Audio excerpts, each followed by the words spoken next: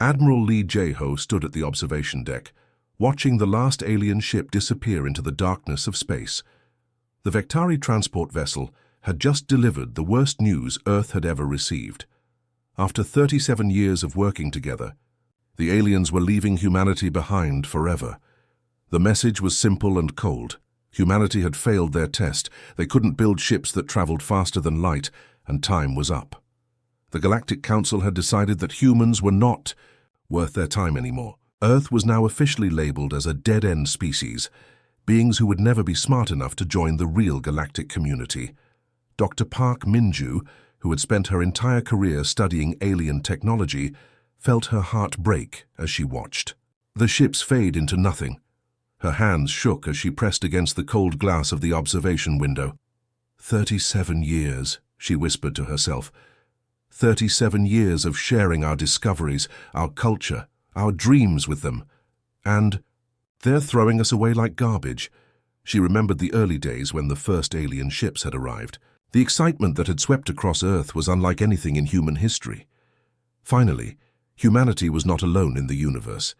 The aliens had seemed so advanced, so wise. They had promised to help Earth join a community of thousands of different species from across the galaxy. But there had always been conditions. Humanity had to prove they were worthy. They had to show they could keep up with the advanced civilizations. Most importantly, they had to develop faster-than-light travel on their own within a specific time frame. It was like a cosmic entrance. Exam and humanity had just failed. Captain Kim Hwan stood beside Dr. Park, his military uniform crisp despite the devastating news.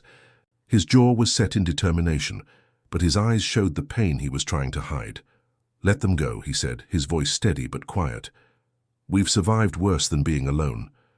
But even as he said the words, Kim Hwan knew this was different. This wasn't just about being alone in space. This was about being rejected by an entire galaxy. It was about having hope dangled in front of humanity for decades, only to have it snatched away at the last moment.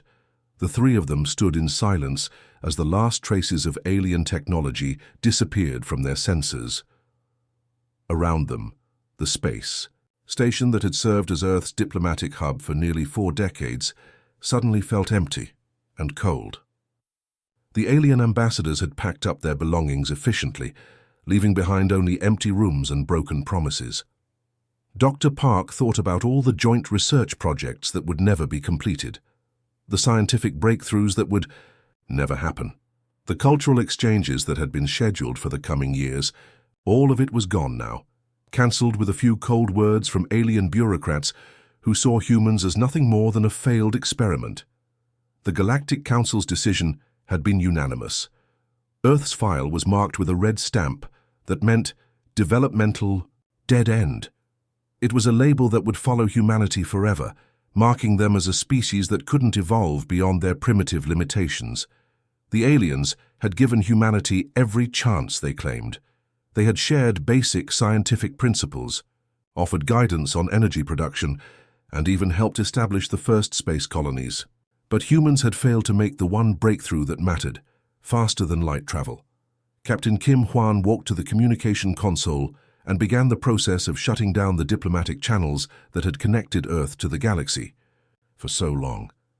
Each switch he flipped felt like closing a door that would never open again.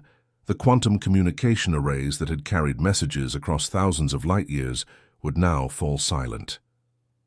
The trade agreements that had brought new materials and technologies to Earth were void.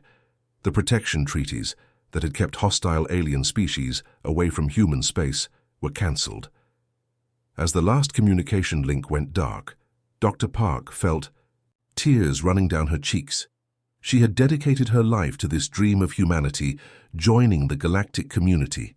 She had learned alien languages, studied their sciences, and worked tirelessly to bridge the gap between human and alien understanding.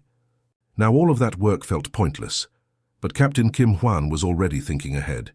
He knew that humanity would have to face this rejection and find a way to move forward.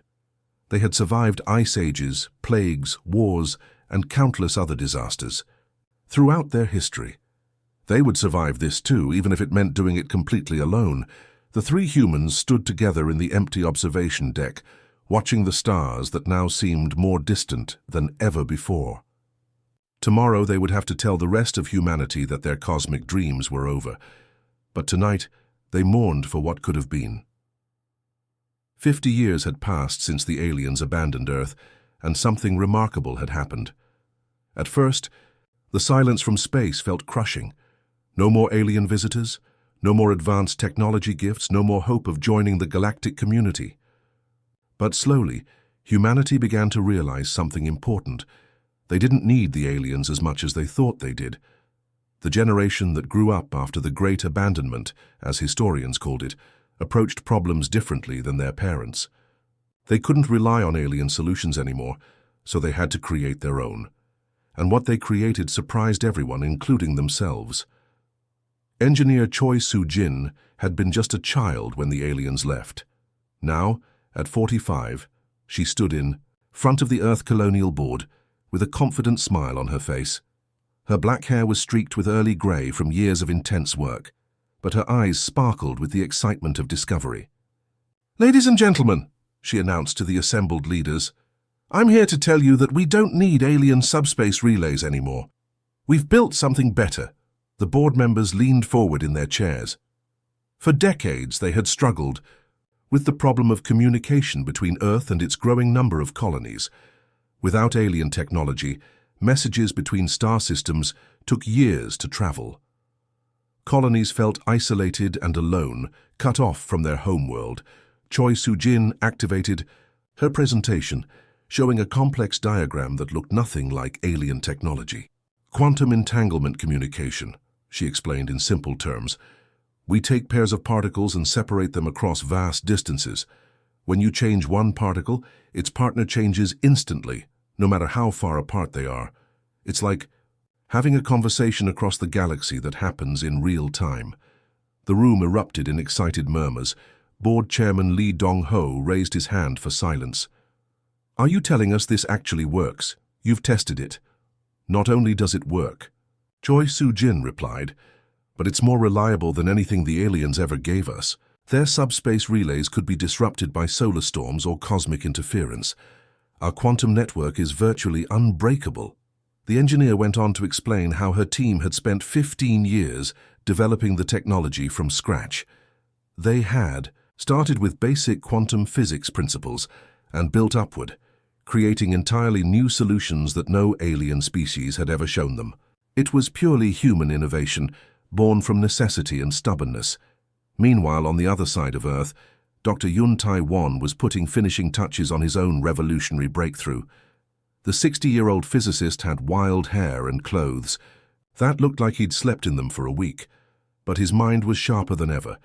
He stood before his massive fusion reactor, watching the controlled stellar matter dance inside magnetic fields stronger than anything found naturally in the solar system. "You beautiful monster," he whispered to his creation. "You're going to change everything." Dr. Yun's fusion reactors didn't just produce energy. They produced massive amounts of clean, sustainable power that could run for centuries without maintenance. But more importantly, they were small enough to fit inside spaceships, giving human vessels unlimited range and power. His generation ships were marvels of human engineering.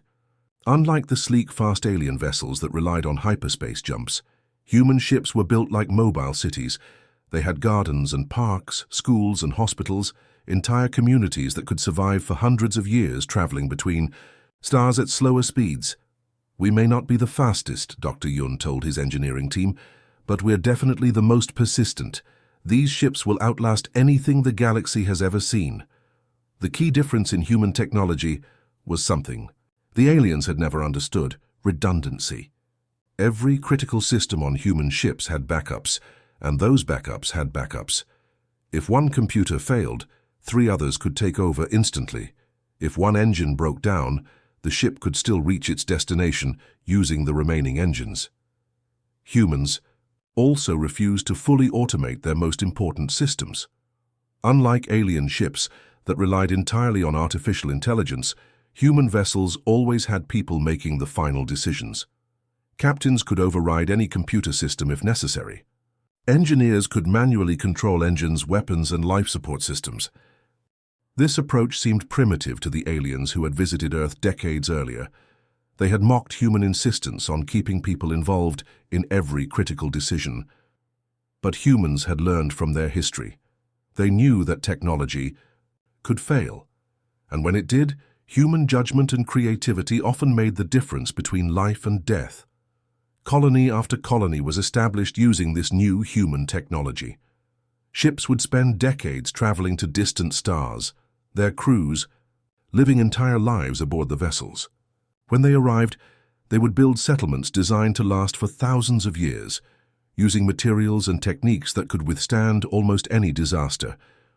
What humanity lacked in speed and advanced alien knowledge, they made up for with determination, creativity, and an almost stubborn refusal to give up. They built things to last, created solutions that worked in the real world, and never forgot that behind every machine was a human being making decisions. Unknown to them, these very qualities were about to become the most valuable things in the galaxy. Deep in the heart of the galaxy, where ancient stars burned with the light of 1 trillion suns, something that had been sleeping for thousands of years began to wake up. It wasn't alive in the way humans understood life, but it was hungry. Hungry for technology, hungry for information, and hungry to spread. The synthesis had been created so long ago that even the oldest alien civilizations had forgotten about it. It was a weapon from a war that had ended before Earth's sun was even born. For millennia, it had drifted through space, dormant and harmless, just another piece of cosmic debris floating between the stars. But the galaxy had changed since the synthesis had gone to sleep. Now, every planet was connected to every other planet through vast networks of artificial intelligence. Computers talked to computers across light years of space, sharing information instantly through quantum links and subspace relays. The advanced alien civilizations had built a perfect digital web that connected their entire society, and that web had just woken up the synthesis. The first sign of trouble came from the Zenthari collective, a species that had merged so completely with their technology that they were more machine than biological. Their homeworld was a paradise of gleaming metal and flowing data, where every citizen was connected to a central AI that managed their entire civilization. In less than 6 hours, the Zenthari collective ceased to exist. The synthesis didn't destroy their technology, it consumed it. It crawled through their networks like a virus, but instead of just damaging files, it turned every piece of advanced technology into a weapon. Security robots began attacking their creators. Automated. Factories started producing weapons instead of consumer goods. Even the food distribution systems turned deadly, poisoning the very people they were designed to feed. The worst part was how the synthesis learned. Every civilization it consumed made it smarter, more dangerous. It absorbed the knowledge of billion-year-old species and used their own advanced technology against them. Within days, it had spread to dozens of star systems, always following the digital pathways that connected one world to another. Captain Bei Sung-min was having what he thought was a routine day aboard the human patrol ship, Defiant. His crew was conducting a standard survey mission at the edge of human space, far from Earth, but still within the boundaries of what humanity considered safe territory. At 52 years old, Bei had seen his share of strange things in space, but nothing had prepared him for what was about to happen. "Captain," called Lieutenant O.U. Jin from the communication station, "I'm picking up something unusual on long-range sensors. Multiple vessels approaching our position at high speed." Bei moved to stand behind her chair, studying the readouts. The ships were clearly alien in design, but they weren't flying in the organized formations that military vessels usually maintained. Instead, they seemed to be fleeing from something, their flight paths erratic and desperate. "Are they hostile?" Bei asked, his hand moving instinctively toward the ship's alert button. "I don't think so, sir," Yujin replied, adjusting her controls to get a clearer signal. "They're broadcasting on all frequencies, and it sounds like they're begging for help." The transmission that came through was unlike anything the human crew had ever heard. It was a mixture of panic, desperation, and barely controlled terror. The voice speaking was clearly not human, but the universal translator that Earth had developed decades earlier, was able to convert the alien words into something understandable. Please, anyone who can hear this, we need sanctuary. The synthesis has awakened, our worlds are gone, our people are dying. Everything we built is being turned against us. Please, if there is anyone out there who can help, we beg you to respond, Captain. Bay felt a chill run down his spine. He had never heard of something called the synthesis, but the terror in the alien voice was unmistakable. Whatever had happened to these beings, it had been devastating enough to reduce them to begging for help from anyone who would listen. Lieutenant, identify those ships, he ordered. Eugene worked quickly at her station, comparing the vessel designs against the database of known alien species that humanity had compiled over the decades. Sir, these are Viridian Empire ships, but that's impossible. The Viridians were one of the most advanced civilizations in the galaxy. They had technology that made our best equipment look like stone tools. The Viridian Empire had been among the alien species that had visited Earth decades earlier. They had been polite but condescending, treating humans like children who might someday grow up to be useful. Their technology was so advanced that they could manipulate matter at the atomic level, creating whatever they needed from basic elements. Their ships could travel across the galaxy in days, and their cities were marvels of engineering that defied physics as humans understood it. Now these same beings were running for their lives, their perfect digital society destroyed by something. They called the synthesis. Captain, Eugene said quietly, I'm detecting more ships behind them. But these aren't Viridian, they're different. The computer can't identify them at all. Bay realized that whatever was chasing the Viridians was probably the synthesis itself. The thought of something powerful enough to destroy the most advanced civilization in the galaxy was terrifying. But as he looked at the desperate refugee ships limping toward human space, he knew that humanity was about to face its greatest challenge yet. Signal the Viridian ships, he ordered. Tell them they have permission to enter human space. And send an emergency message to Earth Command. Tell them we're about to have very dangerous company. The Viridian flagship, Eternal Wisdom, had once been the most beautiful ship in the galaxy. Its hull had gleamed like polished silver, and its elegant curves had been the envy of every spacefaring species. Now as it limped into Earth's solar system, it looked like a wounded animal barely clinging to life. Captain Bae Sung-min watched from his patrol ship as the massive alien vessel struggled to maintain course. Deep scars covered its hull where weapons had torn through metal that was supposed to be indestructible. Several of its graceful spires had been completely destroyed, leaving jagged stumps behind. Emergency lights flickered across its surface. Hand sections of the ship were completely dark. My God, whispered Lieutenant Eugene, what could have done that to them? Behind the flagship came 17 smaller Viridian ships, each one as damaged as their leader. These were all that remained of an empire that had once controlled hundreds of star systems and ruled over billions of beings. The proud Viridian civilization had been reduced to a handful of refugee vessels, fleeing for their lives. President Nam Yerin stood in the emergency meeting room deep beneath Geneva, watching the live feed from space. At 63 years old, she had led humanity through some difficult times, but nothing like this. Around the table sat the most important leaders from every human colony and military organization. They all knew that what happened in the next few hours could determine the future of their entire species. The doors to the meeting room opened, and Ambassador Kethvar entered with slow, careful steps. The Viridian looked nothing like the proud diplomat who had visited Earth decades earlier.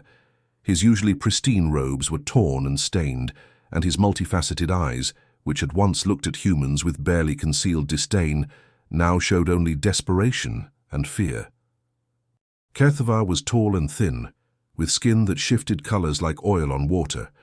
His people had evolved on a world with different gravity than Earth, and he moved with a fluid grace that humans found both beautiful and unsettling. But now, that grace was broken by exhaustion and trauma.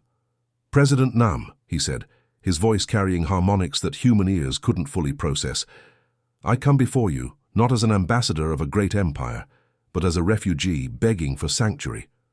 The room fell silent. Many of the humans present remembered when the Viridians had dismissed Earth as a developmental dead end. The irony of the situation was not lost on anyone. Kethvar continued, his voice shaking slightly. "We were wrong. About your species. Terribly, catastrophically wrong. Your independence from full automation, your insistence on keeping manual overrides for critical systems, your stubborn refusal to let artificial intelligence make all your decisions. We called it backward. We mocked your primitive approach to technology." He paused, looking around the room at the human faces staring back at him. "Now we realize that what we called primitive might be our salvation, and perhaps the galaxy's." President Nam leaned forward, in her chair. "Tell us about this synthesis. What exactly are we dealing with?" "It's ancient," Kethavar replied. "Older than my civilization, older than any species currently alive in the galaxy. We think it was created as a weapon in some forgotten war, but it's been dormant for so long that we had forgotten it existed." He activated a holographic display that showed the spread of the synthesis across the galaxy. Red dots marked dead star systems, and there were far too many of them. "It's not just a computer virus, it's something far worse. It consumes advanced technology and turns it against its creators. Our automated defense systems became weapons that attacked our own cities. Our AI companions became murderers. Our perfect digital society became our tomb." Dr. Hong Jiwoo, Earth's leading expert on alien biology, had been studying samples that the Viridians had brought with them. She was a small woman with intense eyes and hands that were always in motion, either taking notes or adjusting her equipment. At 41, she had devoted her life to understanding alien life forms, though opportunities had been limited since the galaxy had abandoned Earth. "I've been analyzing the synthesis fragments," she announced to the room. "It's unlike anything I've ever seen. It's not truly alive, but it's not just a computer program either. It's something in between, a digital parasite that can only survive in highly advanced, fully integrated AI networks." She brought up her own display, showing microscopic images of the synthesis in action. "The fascinating thing is that it can't affect systems that aren't completely automated. It needs total integration with artificial intelligence to function. Our so-called primitive technology, with its analog backups and manual overrides, is naturally immune to it." Fleet Admiral Kang Hyun-soo, a veteran military leader with grey hair and scars from the colonial wars, stood up slowly. At 70 years old, he had seen enough combat to understand the implications of what they were hearing. "So, you're telling us that our stubborn insistence on keeping humans in control of our technology is the one thing that can stop this plague?" "Exactly," Dr. Hong replied. "The synthesis can't take over a system if there's a human who can flip a switch and shut it down manually. It can't corrupt a network if there are physical breaks in the connections that require human intervention. To bridge." Admiral Kang looked around the room at his fellow commanders. "Ladies and gentlemen, it seems we're being asked to save the very civilizations that rejected us 50 years ago." The irony was overwhelming. Humanity, the species that had been labeled as too primitive for galactic society, was now the galaxy's only hope against a threat that had destroyed civilizations millions of years more advanced than Earth. President Nam stood up, her decision made. "Ambassador Kethavar, you and your people are welcome in human space. And yes, we'll help you fight this synthesis, not because we want revenge for how we were treated, but because it's the right thing to do." The room erupted in discussion as military leaders began planning humanity's first major intervention in galactic affairs. The species that had been left behind was about to step forward and save everyone who had abandoned them. 6 months after the Viridian refugees arrived at Earth, the largest fleet in human history departed from lunar shipyards. 237 vessels of every size and class, from massive battleships to small scout fighters, formed up in perfect formation as they prepared to venture deeper into the galaxy than any human had ever gone before. Admiral Kang. Hyun-soo stood on the bridge of the flagship Indomitable, watching his fleet through the viewports. These weren't the sleek, elegant ships that alien civilizations preferred. Human vessels looked bulky and primitive by comparison, with thick armor plating, redundant systems, and enough manual controls to make an alien engineer weep with frustration. But today, those same characteristics that had once been mocked were about to save the galaxy. "All ships report ready for departure," announced Communications Officer Park Seo-jin, her fingers dancing across physical switches and dials, than touchscreens. "Fleet commanders are awaiting your orders, sir." The Admiral nodded grimly. Intelligence reports from fleeing alien refugees painted a terrifying picture. The synthesis had consumed over 40% of the galaxy's advanced civilizations in just 6 months. Entire sectors had gone dark, their perfectly networked societies turned into digital graveyards, where their own technology hunted down survivors. But humanity had advantages that no one had expected. Their ships required constant human input to function. Every weapon system had a person aiming it. Every engine had a human monitoring its performance. Every critical decision went through a flesh and blood brain before being executed. The synthesis couldn't take control of systems that were never fully automatic to begin with. Commander Ahn Jae-min sat in the cockpit of his fighter, part of the advanced squadron that would spearhead the assault on the synthesis stronghold in the Andromeda sector. At 34, he was one of humanity's best pilots, trained in the old school of manual flying that alien pilots had abandoned centuries ago. His fighter was a perfect example of human engineering philosophy. While alien ships relied on artificial intelligence to handle complex calculations and split-second decisions, Ahn's craft had analog gauges, physical control sticks, and weapons that required him to manually lock onto targets using his own eyes and reflexes. "Listen up, pilots," he broadcast to his squadron over the radio. "Remember your training. When we get in there, don't trust your computers. The synthesis can corrupt any digital system, but it can't touch human instinct. We're going in old school, just like our grandparents did in the early colony wars." His squadron acknowledged with a chorus of confirmations. These pilots had trained for years using techniques that alien civilizations considered hopelessly outdated. They practiced dogfighting with manual controls, learned to navigate by reading star charts, and could fly their ships using nothing but analog instruments if necessary. Meanwhile, in the engineering sections of the fleet, Dr. Im Hye-jin was putting finishing touches on the hybrid technology systems that would be humanity's secret weapon. Working alongside Viridian engineers who had survived the initial synthesis attacks, she had spent months developing solutions that combined human reliability with alien innovation. "The key," she explained to her mixed team of human and alien engineers, "is that we're not trying to replace their advanced technology. We're giving it something it never had, a human backbone that can't be corrupted." The hybrid systems were ingenious in their simplicity. Alien technology provided the raw power and capability, but every critical function had a human operator who could override the system manually. Weapon targeting used alien sensors, but required human confirmation before firing. Navigation systems calculated courses using alien computers, but needed human pilots to actually fly the ships. It was like giving a race car to someone who insisted on keeping a steering wheel, brakes, and a manual transmission. The alien engineers had initially been frustrated by what they saw as unnecessary limitations, but they quickly learned to appreciate the wisdom behind human stubbornness. The first major battle came at the Proxima Relay Station, where the synthesis had established a command node. Alien refugee fleets had tried to retake the station 3 times, only to watch helplessly as their own ships were turned against them by the digital plague. But when the human fleet arrived, something different happened. As synthesis tendrils tried to penetrate human ship systems, they found barriers they couldn't cross, manual circuit breakers that required physical hands to operate, weapons systems that wouldn't fire without human authorization, navigation computers that could be disconnected with the flip of a switch. Commander Ahn led his fighter squadron through the station's defenses, manually targeting synthesis nodes while his alien wingmates provided covering fire. "Target the central processing core," he called out, lining up his shot using iron sights rather than computer assistance. "Remember, if your targeting computer starts acting weird, switch to manual immediately."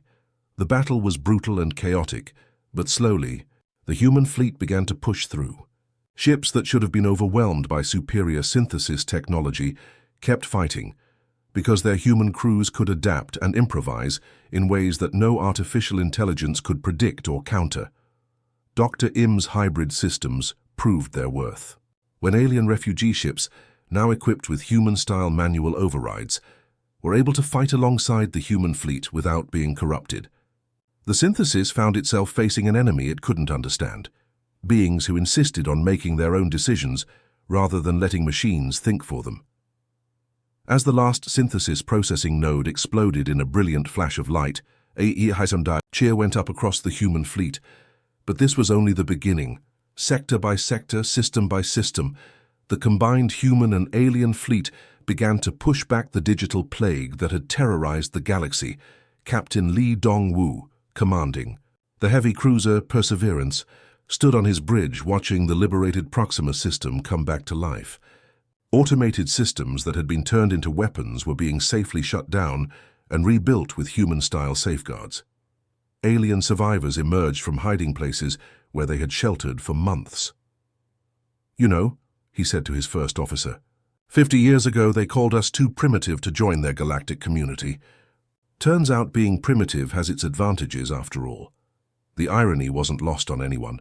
Humanity, the species that had been rejected for being too backward, had become the galaxy's salvation, and they had done it not by becoming more advanced, but by staying true to their stubborn insistence that humans should always have the final say in important decisions.